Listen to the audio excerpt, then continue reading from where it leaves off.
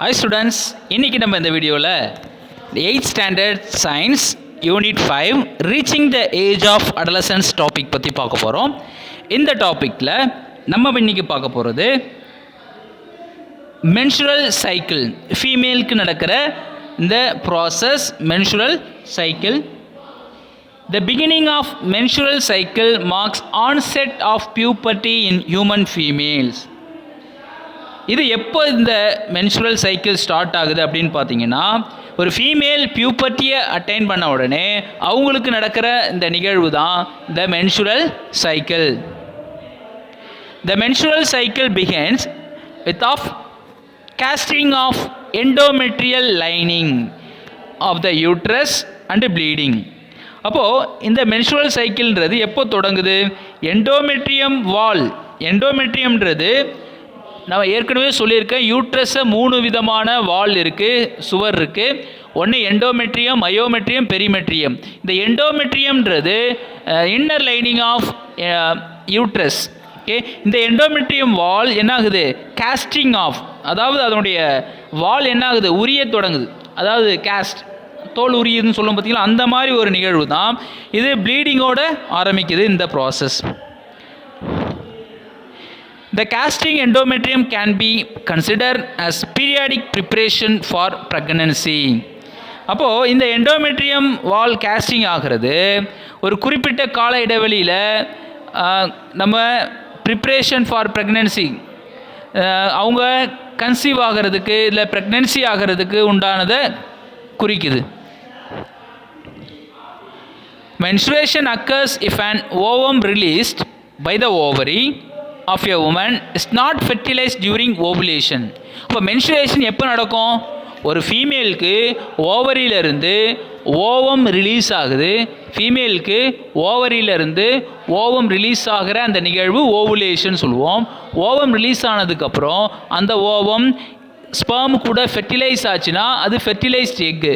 Fertilise ஆகிட்டு அதுக்கப்புறம் அது அவங்க ப்ரெக்னன்சியாக மாறாங்க. சப்போஸ் அந்த எக்கு ஸ்பெர்ம் கூட ஃபெர்டிலைஸ் ஆகலை, அன்ஃபெர்டிலைஸ்ட் எக்காக இருந்ததுன்னா, அப்போது அந்த நேரத்தில் தான் அந்த அன்ஃபெர்டிலைஸ்ட் எக்கு மென்சுரேஷன்ற ஒரு ப்ராசஸை நிகழ்த்துது. This is describe below. என்னென்ன இருக்குது, என்னென்ன இந்த நிகழ்வு நடக்குதுன்றதை பார்க்கலாம். When a girl reaches puberty at the age of 10, the sex hormones released in her blood causes some of ova in her ovaries to become mature. அப்போது ஒரு ஃபீமேல், ஒரு girl puberty attain பண்ண உடனே 10 வயசில் அட்டைன் பண்ணுறாங்கன்னா அவங்களுடைய பிளட்டிலேருந்து வெளியாகிற அந்த hormones எக்கை ரிலீஸ் பண்ணுறதுக்கு, எக்கை மெச்சூர் ஆக்கிறதுக்கு யூஸ் ஆகுது. Usually one mature ovum is released from one of the ovaries into oviduct once in every 28 days. 28 நாட்களுக்கு ஒரு முறை இந்த மெச்சூரான அந்த ஓவம் ஓவரியிலிருந்து ரிலீஸ் ஆகிட்டே இருக்குது. This is called ovulation. அப்போ ஓவரியிலிருந்து ஓவம் ரிலீஸ் ஆகிற அந்த நிகழ்வை தான் நம்ம என்னென்னு சொல்கிறோம்? ஓவுலேஷன் நம்ம பார்க்குறோம். ஓகே, இப்போ ஓவுலேஷன்ற ப்ராசஸ் 14th டே ஆரம்பிக்கின்றது நம்ம ஏற்கனவே பார்த்துருக்கோம். 14வது நாள் தான் இந்த ஓவம் ரிலீஸ் ஆகுது. பிஃபோர் ஓவுலேஷன், ஓவுலேஷன்னா release of ovum, ovum release ஆகிற அந்த நிகழ்வு தான் ஓவுலேஷன் நம்ம சொல்கிறோம். The inner wall of uterus become thick. இப்போ யூட்ரஸ் என்னன்னு சொல்கிறோம்? கருப்பைன்னு சொல்கிறோம். அந்த கருப்பை என்ன ஆகுது? திக்காக மாறுது, ஸ்பாஞ்சியாகவும் மாறுது. And full of tiny blood vessels, அது எல்லாமே அந்த இடத்துல திக்காக மாற ஆரம்பிக்குது இந்த யூட்ரஸில். ஓகே, நீங்கள் இந்த பிக்சரில் பார்க்கலாம். இந்த யூட்ரஸ் வால் திக் ஆகிறத நீங்கள் இந்த பிக்சரில் பார்க்கலாம். It prepares it self to receive the fertilised ovum. அப்போ எதுக்கு தயாராகுது? ஃபெர்டிலைஸ் ஆன அந்த ஓவத்தை ரிசீவ் பண்ணுறதுக்கு அந்த யூட்ரஸ் தயாராகுது.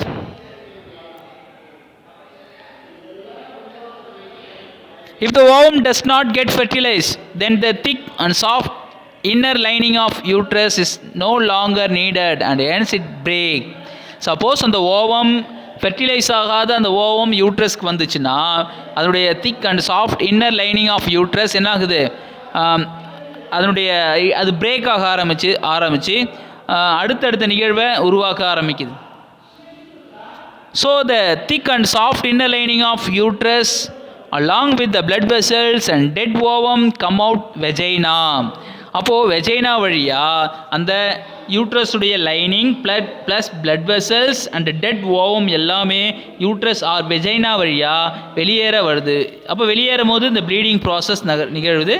இதுதான் நம்ம மென்சுரேஷன் நம்ம சொல்கிறோம். ஓகே, அப்போ இது எப்போ நடக்குதுன்றதை நம்ம பார்க்க போகிறோம். Mensuration usually occurs 14 days after ovulation. இப்போது ஓவுலேஷன் ப்ராசஸ் 14வது நாள் நடக்குது. அதுக்கப்புறம் ஒரு 14 நாள் கழித்து தான் இந்த மென்சுரேஷன்ற ப்ராசஸ் நடக்குது. எத்தனை நாள் நடக்குன்றதை பார்க்குறோம். 3 to 5 days. After mensuration is over. Mensuration முடிஞ்சதுக்கப்புறம் 3லேருந்து 5 நாள் நடக்குதுன்றதை நம்ம பார்க்குறோம். இந்த மென்சுரேஷன் முடிஞ்சதுக்கப்புறம் the inner lining of uterus starts building up again. மறுபடியும் அந்த யூட்ரஸுடைய இன்னர் லைனிங் ஸ்டார்ட் ஆக ஆரம்பிக்குது, பில்டப் ஆக ஆரம்பிக்குது. So that it may become ready to receive the next ovum. அடுத்த ஓவத்தை ரிசீவ் பண்ணுறதுக்கு தயாராகுது. If the ovum does not get fertilized even now, the menstruation take place again. மறுபடியும் இந்த எக் ரிலீஸ் ஆகாத போது இது கண்டினியூஷனாக நடந்துக்கிட்டே இருக்கும்.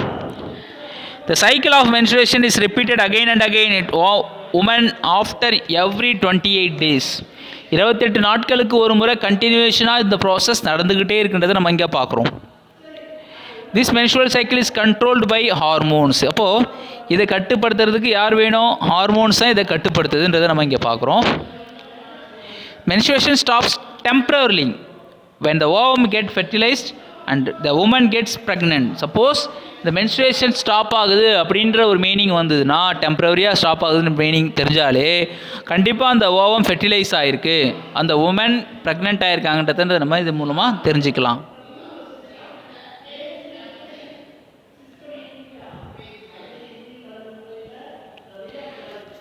This is because in the case of thick and soft lining of uterus containing lot of blood vessels. அப்போது யூட்ரஸில் அதிகமான blood vessels இருக்குது. The growth and development fertilize ovum to form baby. Okay, அப்போ அந்த blood vessels இருக்குது, எல்லாமே சேர்ந்து குழந்தையாக மாறுது. menstruation restart after birth of baby. அப்போ குழந்தை பிறந்ததுக்கு அப்புறம் கூட என்னாகும்? இந்த menstruation நடந்துக்கிட்டே இருக்கும். Menstruation also stop due to nutritional deficiency. சில பேருக்கு பார்த்தீங்கன்னா இந்த மென்சுரேஷன் டிஃபிஷியன்சி, சில பேருக்கு மென்சுரேஷன் சரியாக நடக்காது. எதனால்? Nutrition deficiency, low body weight, stress, மன அழுத்தம் இருக்கிறதால, ஈட்டிங் டிஸார்டர், சரியான சாப்பாட்டு முறைகள், உணவு முறைகள், பழக்க வழக்கங்கள் சரியாக இல்லாததால் அவங்களுக்கு வெயிட், அதேமாதிரி எக்ஸசிவ் வெயிட் கெயின், அதிகமான எடை, உடல் எடை அதிகமாகிறதால இந்த ப்ராசஸ் நடந்துக்கிட்டே இருக்குது ஃபீமேலுக்கு. அப்போ உடல் எடை அதிகமாகிறது, ஸ்ட்ரெஸ், ஈட்டிங் எபிலிட்டி, இது எல்லாமே காரணமாக இருக்குது.